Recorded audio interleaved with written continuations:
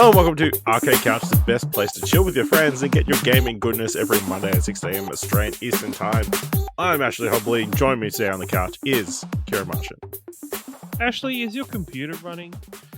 Clearly it is, because we're talking. You know, I'm not currently on my mobile phone. I'm currently using my laptop and using the mic that I have available to me to, whatever it takes to, get this podcast done. Oh my god, because I'm also using my computer and it's working, and I have a microphone that works with it. Huh. With that.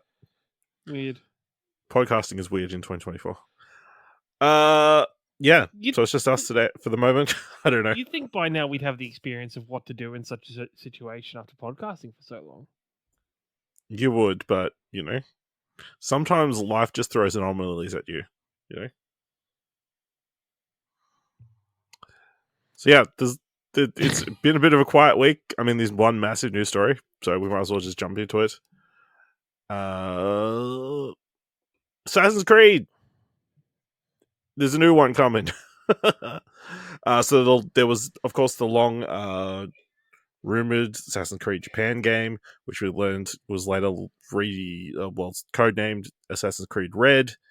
We now know that it is Assassin's Creed Shadows, and they dropped a trailer this week. So reading from Press Start, after first unveiling the title and announcing that a full reveal was impending, Ubisoft has finally dropped the debut trailer for Assassin's Creed Shadows, along with first crucial bits of information like the game's premise, characters, release date, and various additions.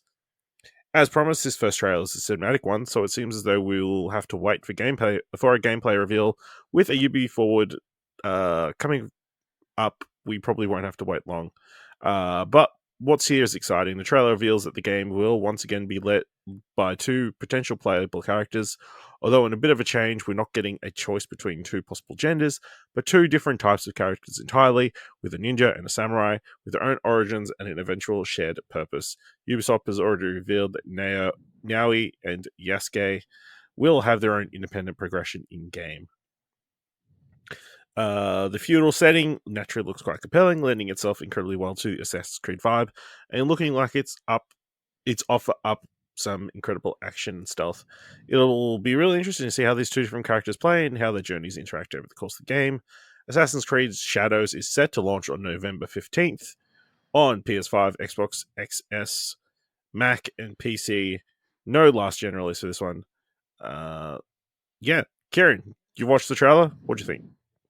I did. I think it looks good. I think this is for me personally, I think this is the best outcome of what they could have done with the setting and with the situation, because I think realistically, no matter what Assassin's Creed did with this setting, coming out so close-ish, even though it's not that close anymore, to Ghost of Tsushima, they were always going to cop some kind of backlash or insinuating that they're copying Ghost of Tsushima's homework. So I think with the way they're doing this is very much them setting themselves apart and trying to do something different with their story and position themselves in such a way to be standalone. I think it's a fantastic point in history. I think it's one of my favorite things in the Assassin's Creed lore and the world of the Assassin's Creed franchise is how they use history and how they adapt it to their story. I've been on record in the past of how batshit crazy the Assassin's Creed kind of present day storyline has become, and will continue to go, I'm sure. Coming hot off the heels of the last Assassin's Creed game of Mirage, I hope we see something both refreshing, but then also at the same time, Ubisoft finding their balance between content and a well-paced and streamlined game. I think as probably one of the biggest criticisms of Valhalla is that game actually had too much. There was just too much going on in that game for quite a lot of people, and so few people could get very deep into that game because of the pure amount of content that there was. And then on top of that, you've got now Assassin's Creed Mirage, which was celebrated as it's very tight, very clean, very well put together, 20-ish hours worth of gameplay.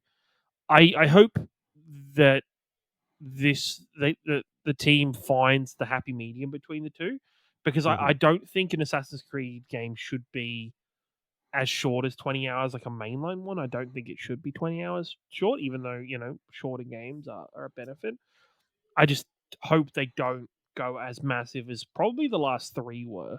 Even Odyssey and Origins, I think, were both very large in their own right and very big. Um, I'd like them to go back to maybe some more condensed and well used areas that you travel between. Maybe not like a mass conjoined open world, but the original Assassin's Creeds or a lot of the other Assassin's Creed had cities and areas surrounding those cities that would be where the game was taking you. And I think, maybe finding a happy medium between the two or finding a way to reduce that size of location. Um, yeah, I think they're going in a positive direction with it. And it's nice to see them going to have a character that, is going to be based heavily on you would think, on the more stealth and the assassin Hmm. aspect of Assassin's Creed, but then also with Yasuke's character, we get to see maybe something a bit different or something more in line with the Cassandras of the Assassin's Creed world, or the Ivors of these characters that are not assassins but have their own, and but they are powerful warriors. It'll be nice to have that blend instead of us having protagonists that you're like, yeah, you're kind of an assassin, but realistically not really. And I I do mean, hope, technically, you're assassin because you kill people, but yes, that's yeah, but you know it's not in the way I we do think of. I do hope they find a way to tie in the main character into um the actual Assassin's Order and the group itself, because I think um other than Bayek in Assassin's Creed 1, of course, a major role in the Assassin's Creed Order of building that. Cassandra not so much, Ivor not so much. Bayek has, and his story has pulled us back into the world of the Assassin's Order, and the Assassins of the Templars.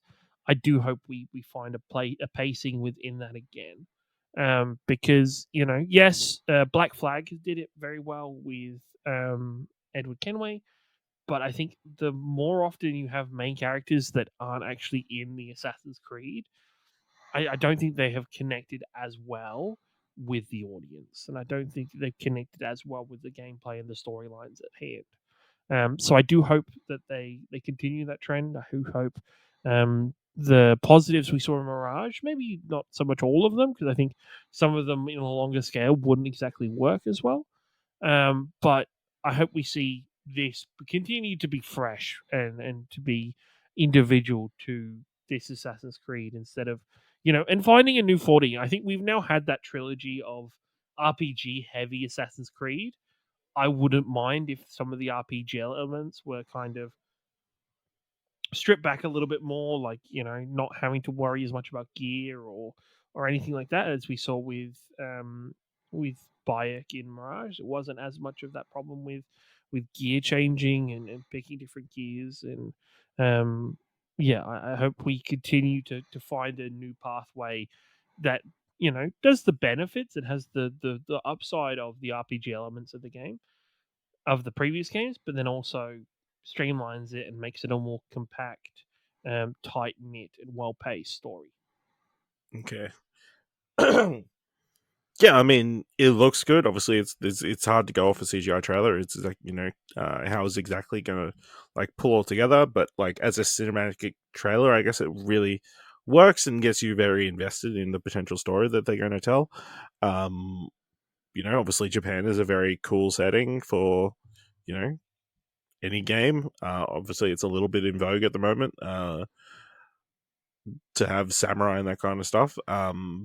But it's a time period that the Assassin's Creed audience has been clamoring for. So, yeah, I guess it'll be interesting to see like you said, the size of the map. How will they find the balance between a 120-hour game and a 20-hour game? Um, I think it's again interesting that they're doing the dual protagonists, and it seems to be not like Odyssey where it's just a different, The thing is, they're going. It seems like they're going to be very distinct characters that you'll be switching between, not like in Odyssey where you pick either the man or the woman. well, You know, the problem in Odyssey was, and the same with Ivor. It was very interesting because Ivor, the gender of the character never really mattered, and you no, could just naturally swap between both genders as yeah, the gameplay carried on. Odyssey had the weird thing where Cassandra was pretty much the default main character, and you could, if you wanted to, play as. And this is shows even more of it. I can't remember what her brother's name the was. dude The Ben.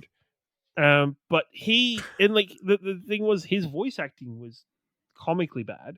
And everything showed that Cassandra just, and even just the canon of Cassandra appearing later in the games, it didn't matter if which you choose playing Odyssey. Cassandra was the canon character, is the Hmm. canon protagonist. Um, I kind of I'm a bit split on this idea. I hope it's implemented very well. I never played Syndicate, so I guess I don't have the connection with Syndicate. And Syndicate always the other Assassin's Creed game that had two protagonists Yeah. that were side by side with the brother and sister. Hmm. Um, but I don't know. I hope I would have personally. I would have just been happy with the female ninja character in this game as the lead protagonist, and having Yasuke Man as support a, or something like as an that. NPC or another character in the game that you're interacting with. Um, because I always feel like when you have these two characters you're switching between, and I don't care who says it, what says it, you will always have a favorite, and you will always have a favorite playstyle. Yeah, And you'll always have a you, preference. Yeah. yeah, you will always have a preference. And every time you are either forced to switch to the other person or need to jump across to the other character, you will have not as fun of an experience as you have with your preference. Hmm. And that's just how it goes. And it's also the same where it's like, okay, then why does it Ubisoft just, let you pick which character you are at the start and you play through that? I'd actually prefer that if I'd prefer if it's say like a Resident Evil 2 style where you pick which story you're playing through.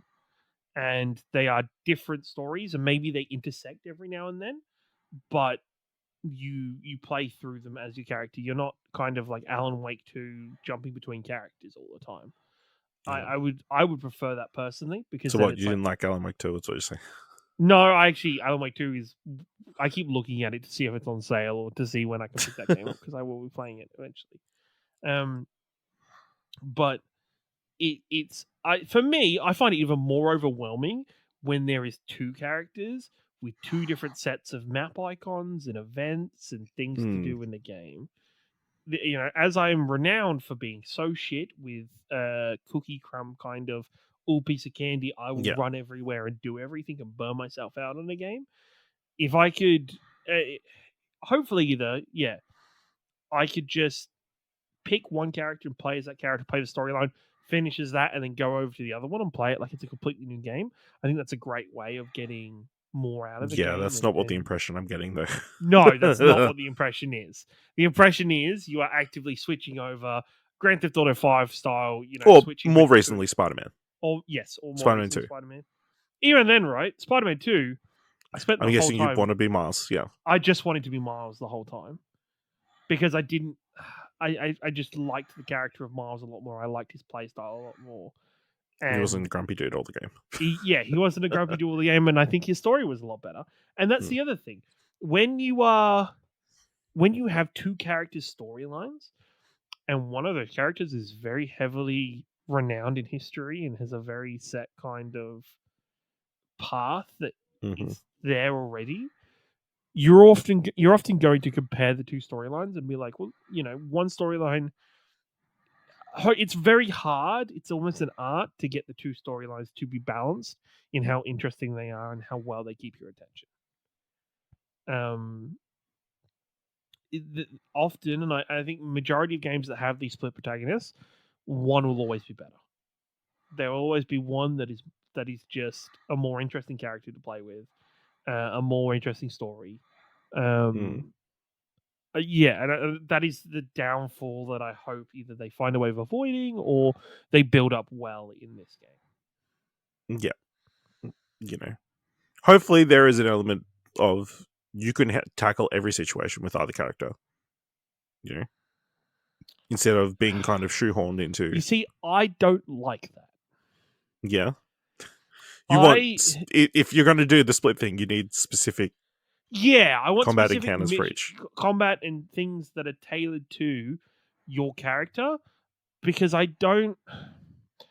I hate it when games kind of like cookie cutter a mission and be like, this mission can kind of be played both ways, and you choose how you do it. Hmm. It's like I don't like it when if I play like say for games where you do choose which character you play as throughout the whole game. I love it when the story changes based on which character I'm playing as, not so much. If I don't want a game where it's like, okay, I'm just picking a skin to play the game, and nothing really changes. Like even going all the way back, and I keep comparing it maybe to Resident Evil 2 because that is my most obvious one, and maybe the first one ever.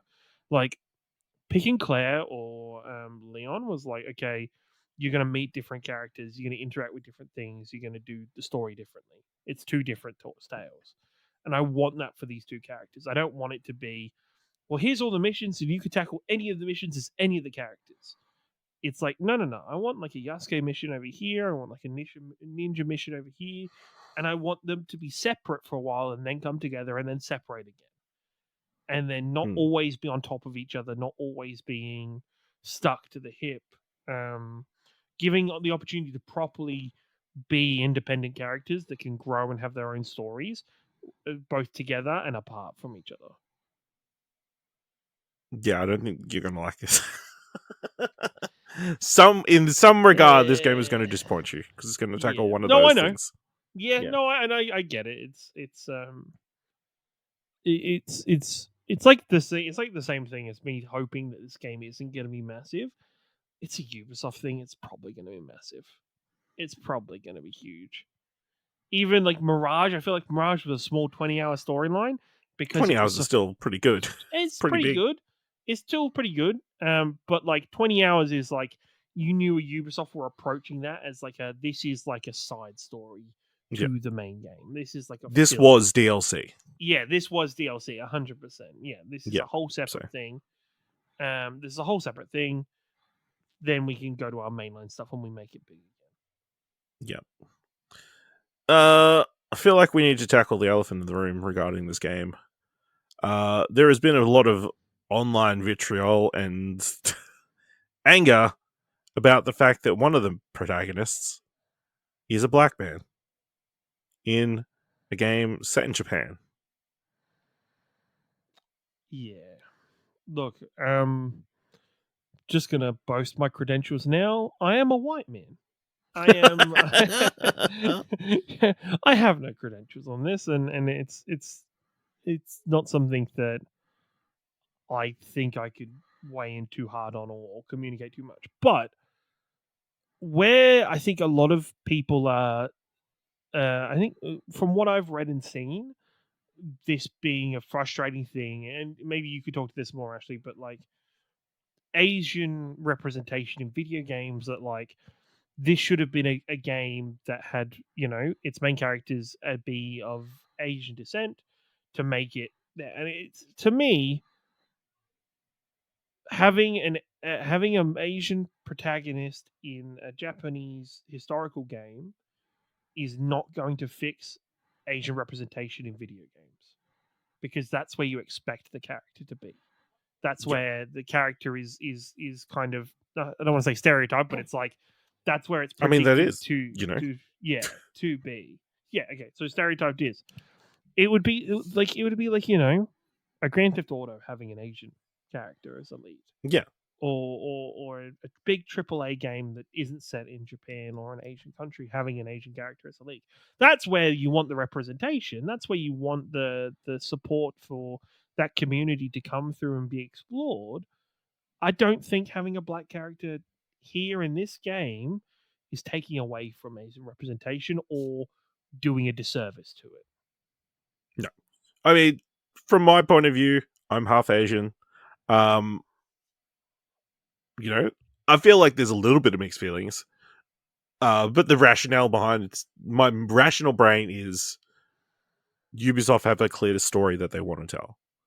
They wouldn't put this character of Yasuke with his history and his look and everything in this game unless they, if there wasn't a narrative reason behind it. Not, I don't think it's the DIE people have or DEI people have come in and like forced us to put a black character in the game.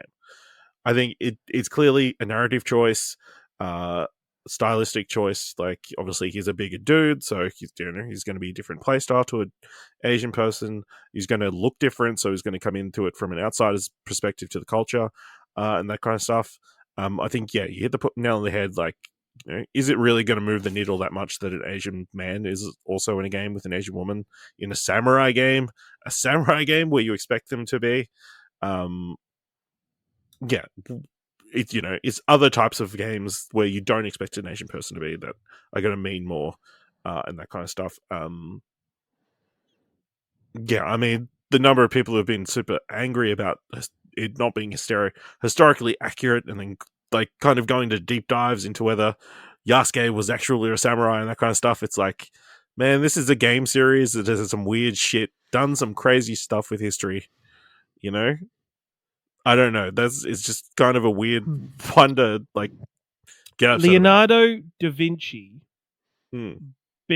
was like the guy in the chair for an assassin and was like the tech brain for the assassin, and all of his inventions were to help an assassin called Ezio Auditore. If I mean, that you're was all true, but yeah. if you're even for a second going to suggest that Assassin's Creed is a game that is seated in historical accuracy, what the fuck are you doing?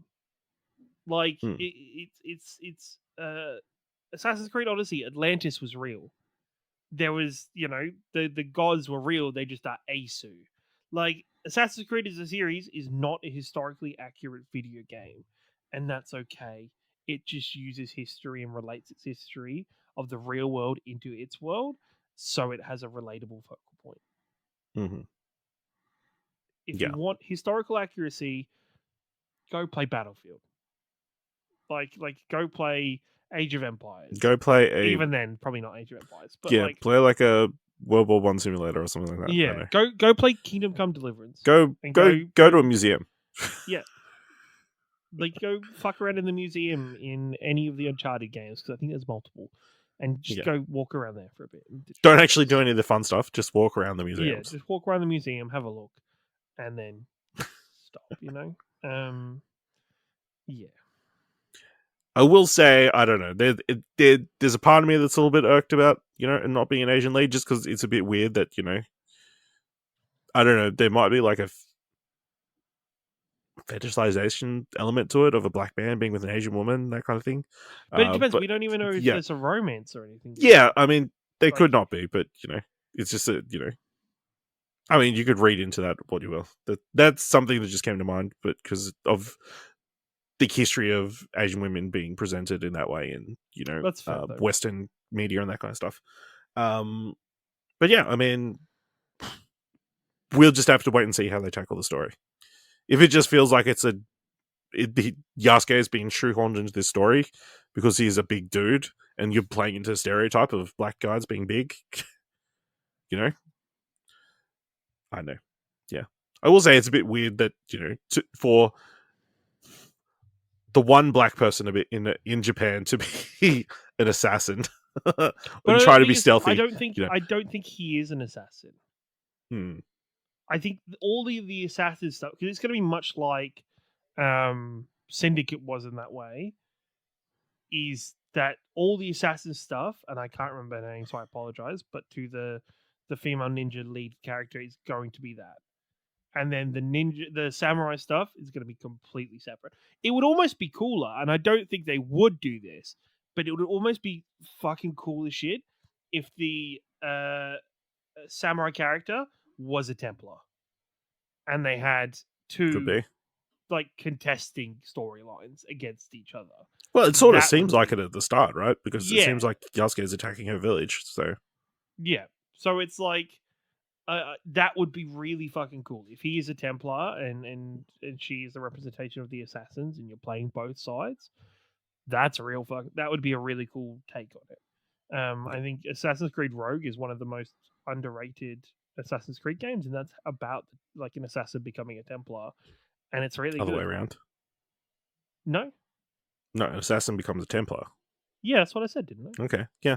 I think I said that. Maybe I No, didn't. I don't know. I just assumed it would be Yeah, about a Templar no, becoming an assassin. no, it's No. about an assassin becoming a Templar Okay, in Rogue. It's really good. interesting. Yeah, it was really sad that got stuck on an old generation Xbox and then kind of got weirdly ported and nobody really played it. But it's got a really interesting story to it. Yeah, no. So I think for me, that'd be sick if the Templars were the samurai and the ninja were the assassin. That'd be really interesting and very cool. But we'll see when it comes to that kind of stuff. We will see. Yeah. So another point that people have been slightly upset about, obviously, there's a bunch of special editions available. The base game will be 109.95 Australian, unless you can get it cheaper somewhere else. There is a gold edition of the game. What is the gold edition of you? Which gives you the full game, a pre-order mission called Thrown to the Dogs, season pass for the game, and 3 days early access for 159.95. And then there is the Shadows Digital Ultimate Edition, full game, pre-order mission, season pass, 3-day early access, plus the Ultimate Pack, which is Suryuku Character Pack, Suryuku Hideout Pack, some extra skill points, and a Red Dragon photo filler. And then, of course, that's 189.95, the digital edition. And then there is the 359.95 Assassin's Creed Shadows Collector's Edition, which gets you the full game, bonus mission, season pass, 3 days early access, the Ultimate Pack. You get Naoe Yusuke character statue as is tradition for an Assassin's Creed game. Steelbook, collector's art book, Noe's Katana Tsuba. I don't know what that is, but apparently it's life sized. You get a world map, a Creed wall scroll, and 2 Sumi-E lithographs. I mean, that seems like it's pretty standard. I don't know why people are getting upset about the price. I don't. People, the thing is, right? I actually, yes, in Australia, these prices are kind of insane. But I don't understand. Like, it's so frustrating when I hear the American discourse about this. Because Americans are getting what we have had for a very long time. $70 for a default game, to $100 and something for the deluxe, and then a bit more for the super duper deluxe. That has been the Australian market standard for the better part of 15, 20 years. And now Americans are getting it and they're losing their fucking mind because they've been entitled to $50, $60 games, whatever. And it's like, sadly, it's inflation. Yep.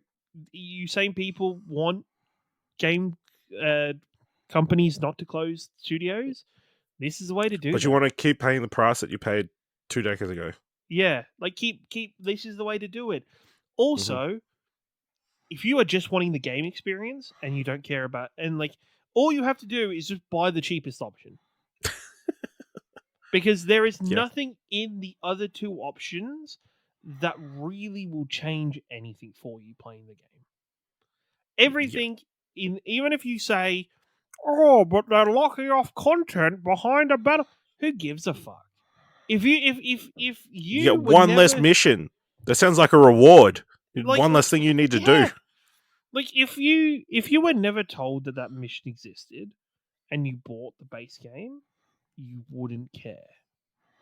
You would not have any knowledge of it. You actually going to finish every mission in this game? Probably I don't think so. like a good percentage of people are going to play the first 10 hours of this game and then not go back because they'll move on to something else.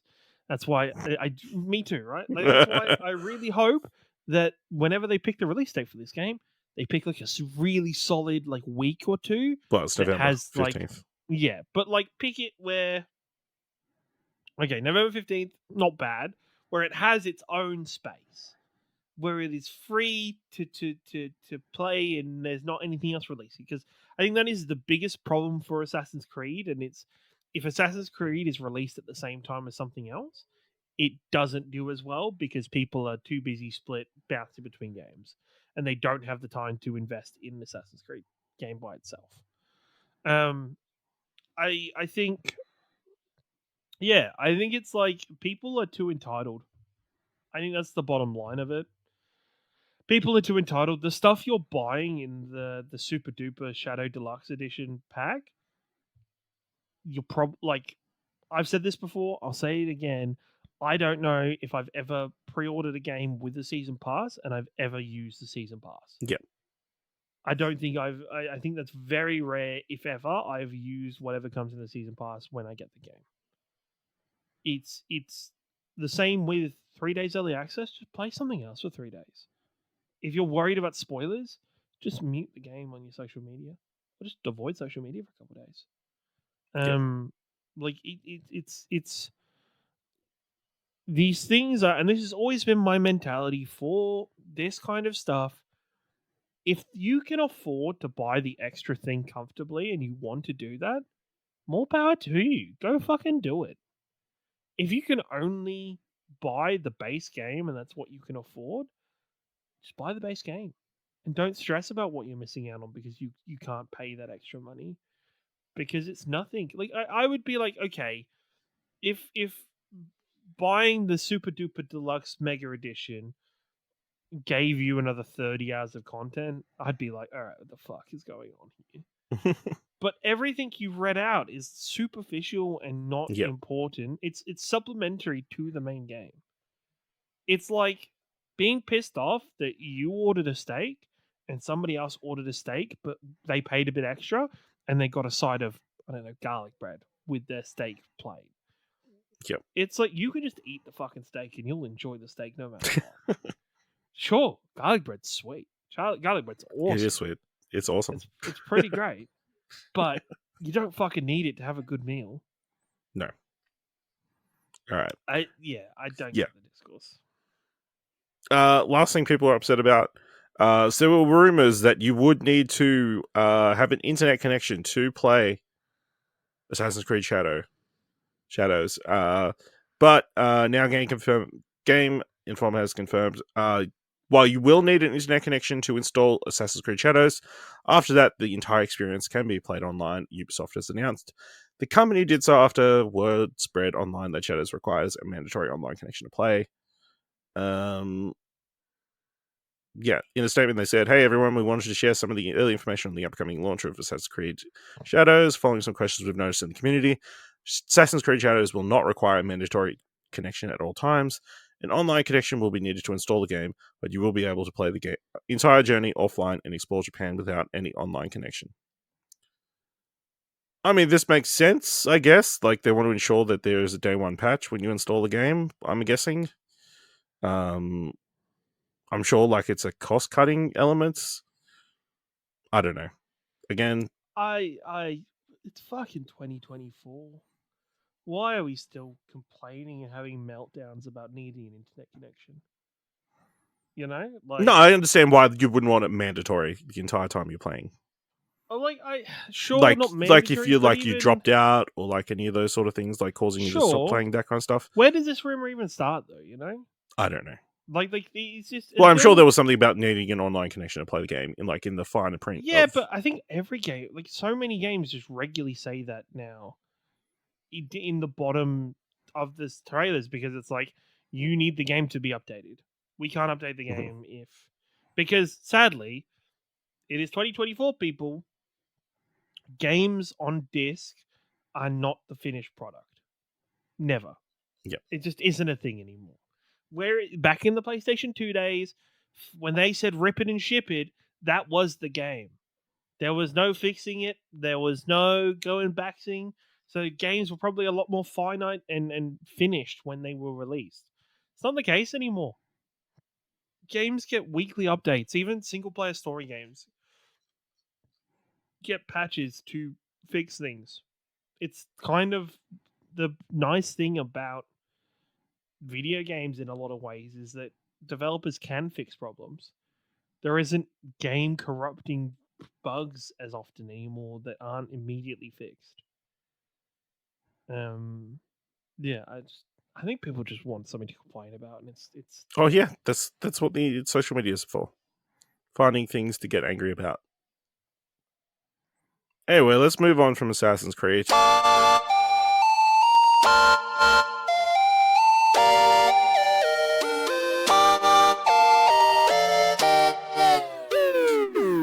Summer Games Fest. Kieran, it's only like 2-3 weeks away. Can you believe it? oh, I'm just fuck. Wait, is E3 already been and gone? It's definitely gone. So yeah, Summer Game Fest. Remember, the showcase, whatever Jeff Keighley calls it, is the 7th of June. But of course, some Games Fest will be an entire summer of stuff that Jeff Keighley claims is part of Summer Games Fest. This week he put out a tweet announcing 55 partners that will be part of Summer Games Fest activities this June. There were some big names on the bill, including the likes of PlayStation, Xbox, though naturally some will be doing their own thing. Xbox's contribution will come via its own Xbox showcase, and there are strong rumors of a separate PlayStation showcase on the horizon as well. Reading for Press Start, it says it'll be interesting to see what some of these partners have to show, especially with inclusions like EA, Capcom, Sega, 2K, Amazon Games, and even Blumhouse. So yeah, there's a long list of people attached to Some Games Fest. So now's the time to get speculating about what could be showing up. Apparently, a current rumor going around, reading from Video Game Chronicle, is that publisher 2K will reveal the next iteration of one of its biggest and most beloved franchises at Summer Games Fest on Friday, June 7th. There's no hint While no hint was offered to which franchise the announcement could be related to, 2K has previously confirmed it's working on new entries in Bioshock and Mafia franchises. Developer 13 confirmed that a new Mafia game is in development and claimed it's a few years away. More recently, it was claimed that 2K is gearing up for an announcement related to Mafia. Meanwhile, 2K announced in December 2019 that work had begun on a new entry in the Bioshock franchise, and it would be in development for the next several years. Kieran, what do you think 2K is going to reveal at the Summer Games Fest? Borderlands. I mean, technically, they own them now, so Yeah. Take-Two. So Yeah. Borderlands. I mean, it makes sense. They got the movie. It would make sense. It's been, a little while since there's been a mainline. Do you think game. Borderlands is more likely than those two games that have been in development for several years? But they've still got several years to go. And I do think developers are wary as fuck about announcing something too early. You don't want to be on Good and Evil 2 it. You don't want to be Final Fantasy 15, 13, 14, 12. You don't want to be the game that's, announced and then is not seen for 2 years and then is in development hell because of it and it's wary. You don't want to be Cyberpunk, for fuck's sake.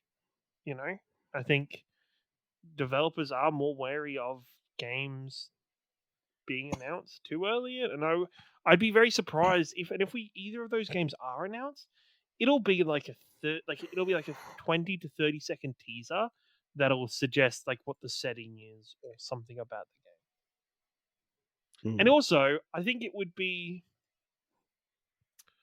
kind of, I don't think it'd be a good move, not a good move, but I don't think it'd be a smart move to announce Bioshock at this, considering I think we're likely to see Judas at some point during Summer Games Fest.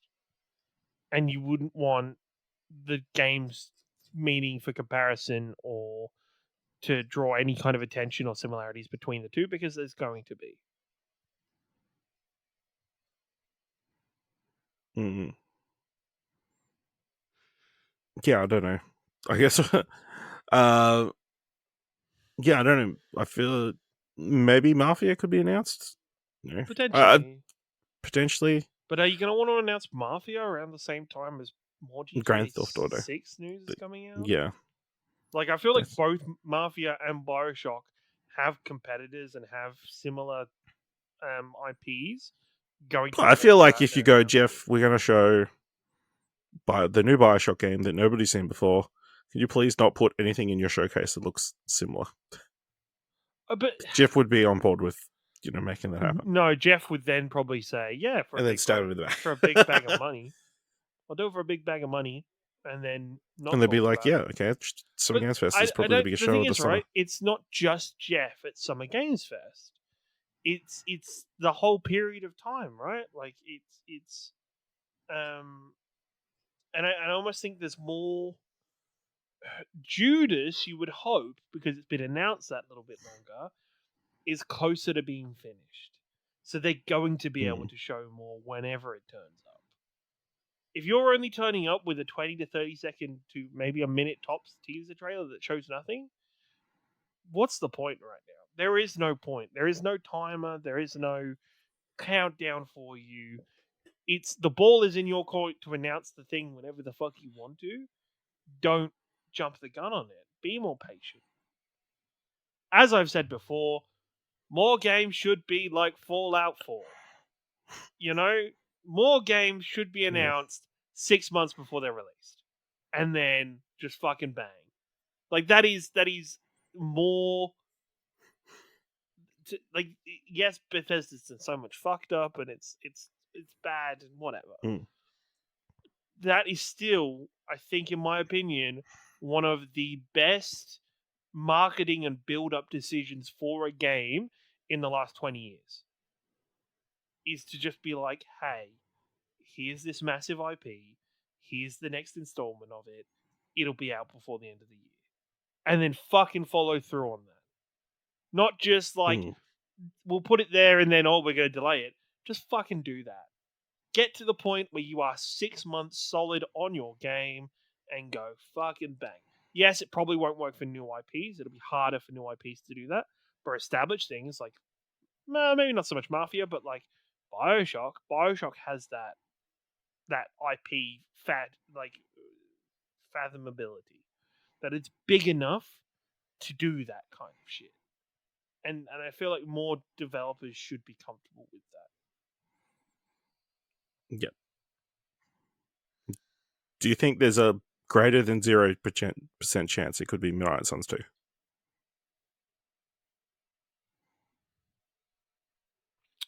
Maybe, but probably not. I think it's been too close. It's been too soon. Also, at the same time, no, because there's too many other Marvel properties as well at the moment that are like Who cares? in the up and coming announced phase. That's So what Marvel no, wants. I don't think it is. Could be XCOM 2. XCOM, XCOM 4? 3, yeah. 3? 4? Could be XCOM. That'd be pretty sick. Yeah, that would be It'd pretty be sick. out of left field a little bit for some people, but like, it'd be real cool. Or if they did XCOM, but like, instead of it being top down, do it as like a first person shooter and stuff, but have the XCOM nature to it, have the randomness, have the ability for people to die and have different abilities and stuff like that. Like, it would be really cool to do something different with that franchise, but at the same Yeah. time, it's a great franchise. It's a really solid genre. Like, it can be built upon and it will do well. Yep. So this past week, head of Amazon and MGM Studios, Gene Salke, has announced today at Amazon's upfront event in New York that a new Tomb Raider TV series is in the works, following rumors circulating as early as last year. The series is helmed by none other than Phoebe Waller-Bridge, creator of the critically acclaimed series Fleabag, as well as contributing to writing for Solo, A Star Wars Story, and the latest James Bond, No Time to Die. Production is described as an epic and globe-trotting series by Salke. On the series being picked up, Waller-Bridge said, "If I could tell my teenage self this was happening, I think she'd explode. Tomb Raider has been a big part of my life, and I feel incredibly privileged to be bringing it to television.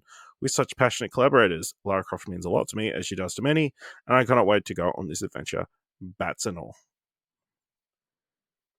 Kieran, what do you think about them bringing Tomb Raider to Amazon Prime Video? I don't know. I think it needs to look. They have now tried the Angelina Jolie's version was the fucking campy. Mhm. There was otherworldly shit in that. Sure, didn't quite work. They've Yeah, I also think it was it a was a success. success. It was a success, but it hasn't carried. It wasn't critically It wasn't critically regarded. acclaimed. Hasn't carried on. There was only 2 or 3 movies. There was Like two. there was 2, yeah. Then there was. I think there's only been one other movie, right? Yeah, And I there was can't a remember. Alicia Vikander movie. Yes, which went on the back of the hyper realistic Savage It was pretty much a shot-for-shot remake or shot-for-shot shot-for-shot remake adaptation. of the game. I think, and I hope, Phoebe Waller-Bridge sounds like she could do it. Finds the happy medium. Mhm. Have the serious Tomb Raider and the great character of Lara Croft in her world at the same time as having the wacky bullshit supernatural stuff that happens in the world of Tomb Raider. Like, have those two things side by side and play off. Because it's funny, right? This is going off my memory of replaying them when I was like teenager. Early Tomb Raider games, story fucking sucked. You did not play the game for the story. It was a great game. You played the game for the holy fucking shit, there's a T-Rex moments and the gameplay and the most people, if you were to ask, hey, tell me what is the story of Tomb Raider 1, 2, or 3, people would have a hard time doing it. Mhm. For me, like peak Tomb Raider is Tomb Raider Legend and that period of the Xbox 360 PS3 era of Tomb Raider, where it had a really good, really solid storyline that featured a lot of supernatural stuff, and Lara was a character and had a very well written storyline. It yeah, I feel like that essence needs to be captured more than the hyper realistic tone of the last couple of Tomb Raider games that we've had. That does have some of those kind of supernaturally or odd kind of aspects to them, but they're hyper real and they err on the side of um I don't know. There's something about the Tomb Raider, the last Tomb Raider trilogy, that I feel kind of uncomfortable about the focus and um almost selling point of the many different ways that Lara could die and the very graphic and different ways or situations she would die in. And I was always like, why is this a focus? Why do you want your heroine or your character dying in gruesome ways and then reloading and starting again? Is it I guess to build up that she's really tough or that she's earning what she's done in life or whatever. Yeah, I don't need that so much in a TV show. And I don't want Tomb Raider to become Uncharted either. I think even though I mean, that's the Uncharted went funny so thing, well. because in my mind, Phoebe Waller-Bridge would be much better fit for Uncharted, just because of Yeah, the the comedy witty aspect. Yeah. banter between hmm Nathan Drake and his associates. The thing is, I think there is that wit, that very. But the thing is, right? I think Phoebe Waller-Bridge could do it well with Lara Croft because she's very like Lara Croft, very British, Mhm. very like high country British sarcasm and British kind of wit to it. Whereas Uncharted is that gruff American kind of sarcasm and wit and over the top of it. So it would be really nice for Phoebe Waller-Bridge to like London the fuck out of it and like really bring out the heritage and roots of Lara Croft and Tomb Raider. Yeah, I mean, I'm pretty optimistic. Phoebe Waller-Bridge is fantastic. Fleabag's a fantastic show. and obviously she's got her fingerprints on some pretty big properties there as well. Yeah, I guess I'm hopeful that this version is something different to the movies from the, you know, I don't want to try and retread that story again. I want something new and original and tell your own take on the mythos of Lara Croft and her globetrotting adventures. Hopefully, it's more than just like we go into one rainforest and we're stuck there for 8 episodes. You know, hopefully, it's a little bit more globetrotting. Mhm. You know, treasure. You know, findy like Indiana Jones esque. You know, in that regard, or like globetrotting. I want it to be globetrotting. You know, Mhm. um, obviously, casting is going to be a massive deal. You know, figuring out who the actual Lara Croft is going to be. But yeah, I'm super optimistic, and hopefully, it actually comes out unlike the Netflix animated series that's meant to have been done in the last. We've been talking about it for like 4 or 5 years at this point. Shit. I Okay. think It's so. dead. I don't know. I assume the drawing's out there somewhere, so we'll see. Last story for this week.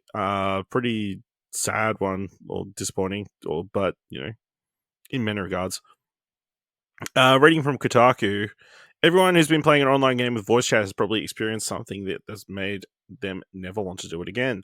Toxicity in online games, especially in shooters and competitive genres, can feel as ingrained and immutable as bad weather. Companies keep saying they're working on it, fixing it, but some of the worst things you'll ever hear come out in another human being's mouth still happen in them.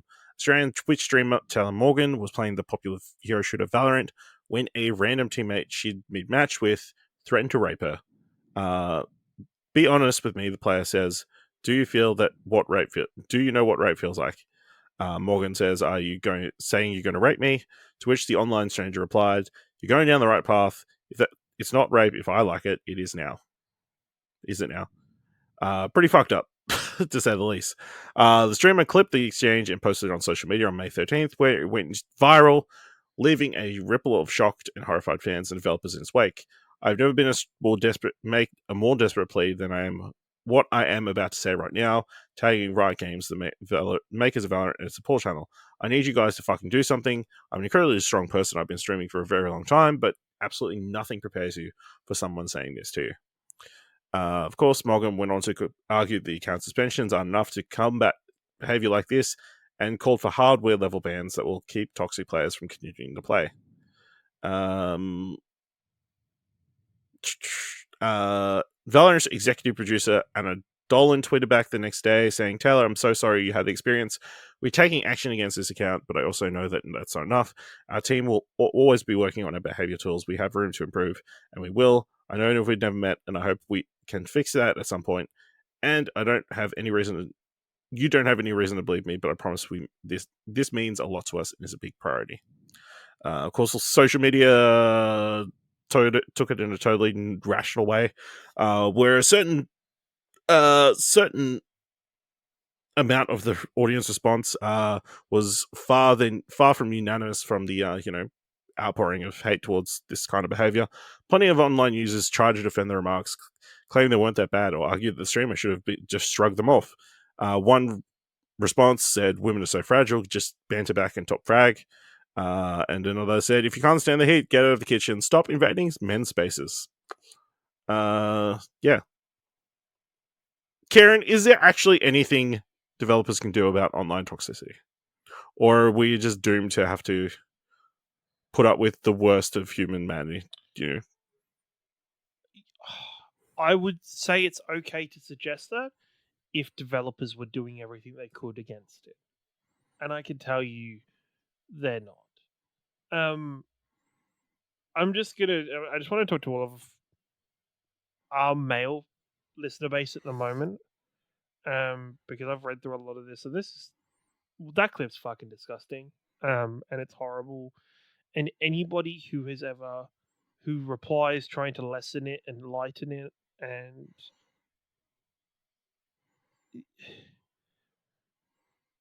yes, as a man, as anybody who plays multiplayer video games, you at some point have probably, yes, run into toxicity. You've probably been called shit because you're shit at the game, or you've had somebody be toxic and be a shitty human being because of it. Let's lay it down here nice and closely and nice and clearly for everybody. Men, very rarely or not at all, have you ever had toxicity thrown at you simply because of your fucking gender. And that is the problem that women face every fucking day. Is the countless amount of times I have played multiplayer video games with a female friend, and the moment they have said anything, the moment it has become clear that they are a woman, the way that male players and even not sometimes female players will instantly turn on that person and start being toxic, start saying sexist comments, start treating them differently, start being a total piece of shit to them because they're a woman is fucking disgusting, and I fucking hate it. And I hate anybody who is defending that or anybody who is trying to lessen that. Go fucking pull your head out of your ass, think about it for a second, and be fucking better. Because that shit, nobody deserves that. Nobody deserves to be made to feel unsafe. This is not, video games are not a male fucking space. They're not. It's a space for everybody. It is a thing where everybody should be able to feel included and join out in video games because that's how fucking cool video games are. Video games, you don't have to be a fucking professional. You don't have to be good at them. You don't have to fucking you don't have to practice real hard at them. If you just want to play video games, you can play video games and anybody can do it. And the world is becoming more inclusive of doing that. So that more people who are shut away from video games have access to video games. It's fucking disgusting. And yes, Riot needs to do more. Every multiplayer developer and person, every video game developer that has any form of community interaction in their game needs to do better. It is said in Valorant that all voice and like Overwatch and other games now that voice comms in game are being recorded. They're being transcribed so people can review them. The amount of times I've reported people in these games and never received a message to say thank you for your report, we've acted upon it, or anything like that from the developers. And that's what it should be. These developers should be building up larger teams that are monitoring reports. Whether that is in a way of doing it like Valve has done it with several games, where reports are actually like a certain sector of the community is put in to kind of review reports and help review reports and mass do them en masse. Sure, do it that way, but be more support, especially for women, especially for female gamers, because it's the gaming's better with females involved. As a man, gaming is better with a female perspective, and so is the female perspective in anything in life because it is so different from the male Yeah, perspective. gatekeeping is stupid. Toxicity is stupid. You know, the more people we have involved in games, the better. Yeah, just the number of people I've seen like, oh, it's just banter. It doesn't mean anything. I don't think it's a secret that here in Australia we have a massive, violence against women issue at the moment, and I feel like that definitely is. If you normalize saying it, then you're also, to a certain degree, normalizing actual acts happening. It's rape should never be a joke. No, Violence against women should never be a joke. Anything of that kind of sort should not be a joke because if you're comfortable joking about it, you're comfortable standing by and letting it happen. You're comfortable with the fact that it does happen. You're comfortable with it being part of our society. And that's not okay. And sorry, that isn't banter. What that guy did in that video, that is not banter. That is directly attacking somebody because of their gender, making them feel weak, making them feel scared, making them feel uncomfortable to be playing a video game. The thing that hurts the most is watching poor fucking Taylor have to close the game, chuck up her thanks for being here for the stream, and ending the stream Mhm. because it affected her that harshly and it hurt her that deeply. because it's not banter. Banter is not that. That's never banter. Nothing of the sort should ever be like that in terms of banter or communication in video games. Even just from a competitive standpoint, why would you say that kind of stuff to your teammate in a game where if they Because they don't left, that doesn't that would put you at a disadvantage? No, but that doesn't matter because these people Well, I mean, no, like no, these but people don't care. To these people they don't care because for them, sadly, they probably laughed about it after she left the game. They probably joked amongst themselves about, oh, she was weak. She should go back to the kitchen. Those kinds of comments that aren't remorseful, that aren't, we fucked up. They probably doubled down and probably went, we didn't need her anyway. And it's no way to, like, even if it's, you think it's banter, if you think it's just how you should communicate with other human beings, you kind of don't deserve to communicate with other human beings, and you deserve to be a lonely, sad little person. And I have no sympathy for that kind of person in life. Mm-hmm. Yeah, so don't be a shitty person online or anywhere really. I think is the gist of it. And like these people wouldn't say these things in front of it. Like this is the golden rule. If you're ever, for whatever reason, I hope you're not one of our listeners that are at this point. If you are ever like, oh, how do I know if I should say something or not? If you can't say it to your mum, don't fucking say it. Like if you I can don't know, say, there's some pretty fucked up.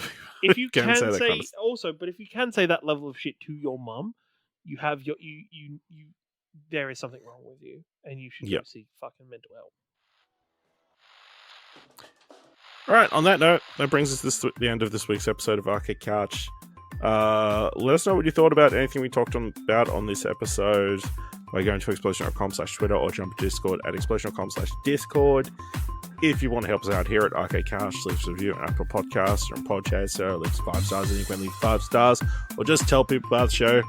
And if you've enjoyed this episode, thought it was worth $1, head on over to our coach page at explosion.com/support. Certainly could be helpful to somebody who's having some computer issues at the moment. Thank you very much for listening. Until next time, how do we sign off this podcast? Oh yeah, we'll see you here next week, same time, same couch. Maybe on a different computer for Dylan. Ooh, too soon.